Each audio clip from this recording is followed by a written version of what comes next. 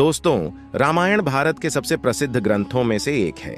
महर्षि वाल्मीकि द्वारा रामायण में भगवान राम की संपूर्ण जानकारी लिखी गई है, लेकिन कुछ लोग भगवान के होने पर ही सवाल उठाते हैं और रामायण को केवल कहानियों से भरी एक किताब मानते हैं। ऐसे लोग रामायण को गलत बताते हैं, लेकिन मैं उन लोगों को इस वीडियो के जरिए ये मुंहतोड़ जवाब देने वाला हूं।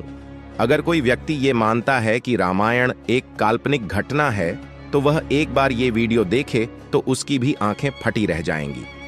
आज की इस वीडियो में हम 16 ऐसे सबूत आपकी देने वाले हैं जो आपके भी होश उड़ा देंगे। लेकिन आगे बढ़ने से पहले श्री राम के सच्चे भक्त और सच्चे सनातनी लोग इस वीडियो को एक लाइक करके कमेंट बॉक्स में सच्चे दिल से जय श्री राम तो लिखिए। श्रीलंका के इंटरनेशनल रामायण रिसर्च सेंटर ने रामायण से जुड़े 50 ऐसे स्थल ढूंढ लिए हैं जिनका पुरातात्विक और ऐतिहासिक महत्व है और जिनका रामायण में भी उल्लेख मिलता है। पहला सबूत है रावण का महल। लंकापति रावण के महल के अवशेष आज भी श्रीलंका में मौजूद है। यह वही महल है जिसमें रावण अपनी पटरानी मंदोदरी के साथ निवास करता था। इस महल को पवन पुत्र हनुमान ने लंका के साथ जला दिया था। इस जले हुए महल के अवशेष आज देखे जा सकते हैं। दूसरा सबूत, कोबरा हूड केव। रामायण के अनुसार रावण ने सीता का हरण करके सबसे पहले इसी गुफा में रखा था। इस गुफा का आकार एक सांप के सिर जैसा दिखाई देता है, जिसके कारण इस गुफा को कोबरा हूड के नाम से भी जाना जाता है। इस गुफा के अंदर चारों ओर की नक्काशी से साफ पता चलता है कि यह रामायण कालीन गुफा है और यह गुफा आज भी श्रीलंका में मौजूद है। तीसरा सबूत, पानी में तैरने वाले पत्थर। राम सेतु पुल के पत्थर पानी पर तैरते थे। सुनामी के बाद रामेश्वरम के उन पत्थरों में से कुछ जमीन पर आ गए थे। शोधकर्ताओं के अनुसार राम सेतु को बनाने के लिए विशेष प्रकार के पत्थर का इस्तेमाल किया गया था, जिसे विज्ञान की भाषा में प्यूमाइज स्टोन कहते हैं। शोधकर्ताओं ने जब इन पत्थरों को पानी में फेंका तो वह तैर रहे थे, जबकि दूसरे पत्थर पानी में डूब जाते थे। रामेश्वरम में आई सुनामी के दौरान यह पत्थर दिखाई दिए थे। आपको बता दें कि आज भी कई साधु संतों के पास तैरने वाले इस पत्थर मौजूद हैं। चौथा सबूत, हनुमानगढ़ी। माना जाता है कि श्री राम की प्रतीक्षा हनुमान जी इसी स्थल पर करते थे। रामायण के अनुसार जब सीता माता का अपहरण हुआ था तो राम जी की मुलाकात हनुमान जी से हुई। यह एक प्राचीन हनुमान मंदिर है जिसे हनुमानगढ़ी के नाम से जाना जाता है। कहा जाता है कि लंका विजय के बाद भगवान श्री राम ने हनुमान जी को यह जगह रहने को दिया था, जिसके कारण इसे हनुमान जी का घर भी कहा जाता है। बता दें कि रामायण में भी हनुमानगढ़ी का उल्लेख किया गया है। पांचवा सबूत, रामायण कालीन हवाई अड्डे। श्रीलंका की रामायण अनुसंधान टीम ने रावण के रामायण कालीन 4 हवाई अड्डे खोजने का दावा किया है। श्रीलंका की श्री रामायण रिसर्च कमेटी के अनुसार रावण के 4 हवाई अड्डे थे। उनके 4 हवाई अड्डों के नाम कुछ इस तरह है: उसानगोड़ा, गुरुलोपोथा, तोतुपोला कंदा और वारियापोला। इन 4 में से एक उसानगोड़ा हवाई अड्डा नष्ट हो गया था। कमेटी के अनुसार सीता की तलाश में जब हनुमान जी लंका पहुंचे तो लंका दहन में रावण का उसानगोड़ा हवाई अड्डा नष्ट हो गया था। उसानगोड़ा हवाई अड्डे को स्वयं रावण निजी तौर पर इस्तेमाल करता था। छठा सबूत, द्रोणागिरी पर्वत। रामायण की कथा में उल्लेख किया गया है कि लक्ष्मण और मेघनाथ के युद्ध में मेघनाथ के बाण से लक्ष्मण मूर्छित हो गए थे। तब राजवैद्य सुरोण के उपाय के अनुसार द्रोणागिरी पर्वत से संजीवनी बूटी लाना था। तब हनुमान जी संजीवनी लेने द्रोणागिरी पर्वत गए थे। उन्हें संजीवनी की पहचान नहीं थी, तो उन्होंने पूरा पर्वत ले जाने का निर्णय लिया, जिसमें से संजीवनी बूटी निकालकर लक्ष्मण के प्राण की रक्षा की गई। लक्ष्मण जी के ठीक होने के बाद हनुमान जी ने द्रोणागिरी पर्वत उसी स्थान पर रख दिया। यह पर्वत आज भी श्रीलंका में मौजूद है और जब वैज्ञानिकों ने इस पर्वत पर रिसर्च की तो पता चला कि इस पर्वत पर वही जड़ी बूटियां मौजूद हैं जो सिर्फ हिमालय पर्वत पर ही पाई जाती है। लेपाक्षी मंदिर। सीता हरण के बाद रावण माता सीता को जिस मार्ग से लंका ले जा रहे थे, उस मार्ग पर राम भक्त जटायु ने रावण को रोकने के लिए युद्ध किया, लेकिन रावण ने जटायु के दोनों पंख काट के उन्हें गंभीर रूप से घायल कर दिया, जिसके बाद वो घायल अवस्था में श्री राम के सामने गिरे और उनकी गोद में ही अपने प्राण त्याग दिए। जिस स्थल पर जटायु गिरे वहां लेपाक्षी मंदिर का निर्माण किया गया। यह मंदिर आज भी आंध्र प्रदेश में देखा जा सकता है। 7वां सबूत, पंचवटी। दोस्तों, जब राम, सीता और लक्ष्मण वनवास के लिए अयोध्या छोड़कर गए थे तो उन्होंने यहीं पर झोपड़ी बनाकर अपना वनवास पूरा किया था और साथ में यहीं पर लक्ष्मण ने शूर्पणखा का नाक भी काटा था। ये पंचवटी तपोवन आज भी नासिक में स्थित है और यहीं पर सीता गुफा नाम से एक गुफा भी मौजूद है।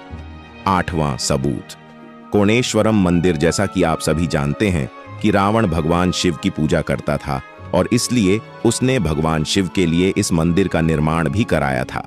आपको बता दें कि यह दुनिया का इकलौता ऐसा मंदिर है जहां भगवान शिव से ज्यादा उनके भक्त रावण की आकृतियां बनी हुई हैं। बता दें कि इस मंदिर में बनी एक आकृति में रावण के 10 सिरों को दिखाया गया है। 9वां सबूत, हनुमान जी के पैरों के निशान। हनुमान जी ने जब सीता जी की खोज के लिए समुद्र पार किया था तो उन्होंने विशाल रूप धारण किया था। फिर वह आकाश मार्ग से समुद्र पार करके श्रीलंका पहुंच गए थे। ऐसा कहा जाता है जहां उन्होंने पहले कदम रखे वहां उनके पैरों के निशान बन गए। यह निशान आज भी वहां की चट्टानों पर मौजूद है। इसके अलावा रावण ने माता सीता का हरण करके उन्हें अशोक वाटिका में बंदी बनाकर रखा था। उसके पास एक झरना भी है। इसी झरने के पास ही हनुमान जी के पैरों के चिन्ह प्राप्त हुए हैं। कार्बन डेटिंग से जांच करने पर इन पद चिन्हों की उम्र लगभग 7000 वर्ष पूर्व की आंकी गई है। इसके अलावा भी बहुत सी ऐसी जगह है जहां पर भगवान हनुमान जी के पैरों के निशान मिलने का दावा किया गया है। 10वां सबूत, राम सेतु। राम सेतु को एडम्स ब्रिज भी कहा जाता है। यह भारत के दक्षिण पूर्वी तट के किनारे रामेश्वरम द्वीप के मध्य चूना पत्थर से बनी एक श्रृंखला है।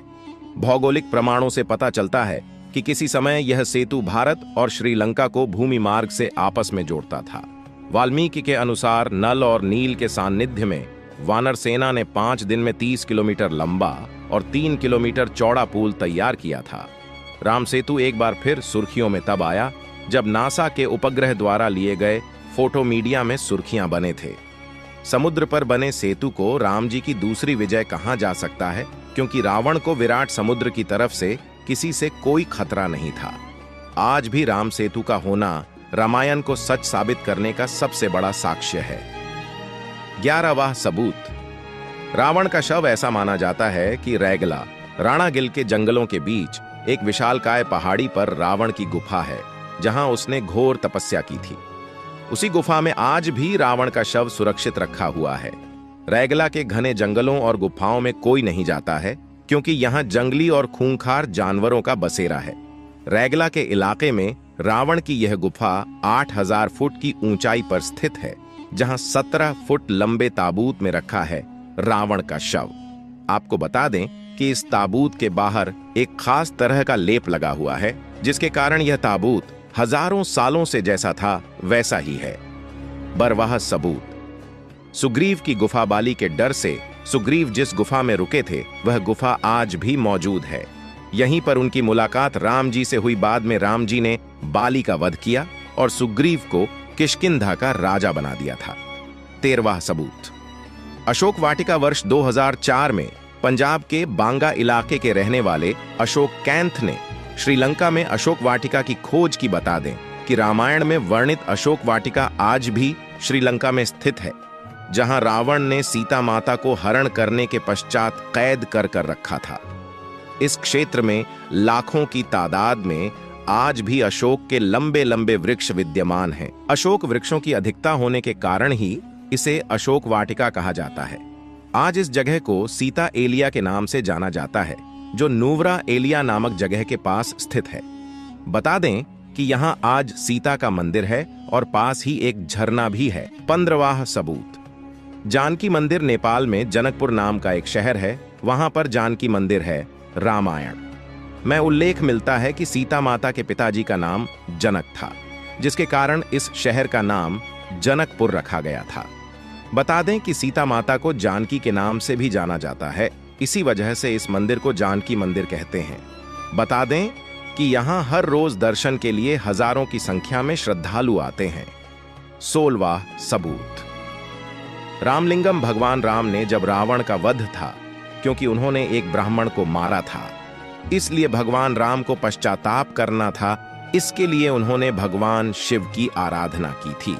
तब भगवान शिव ने उन्हें 4 शिवलिंग बनाने के लिए कहा।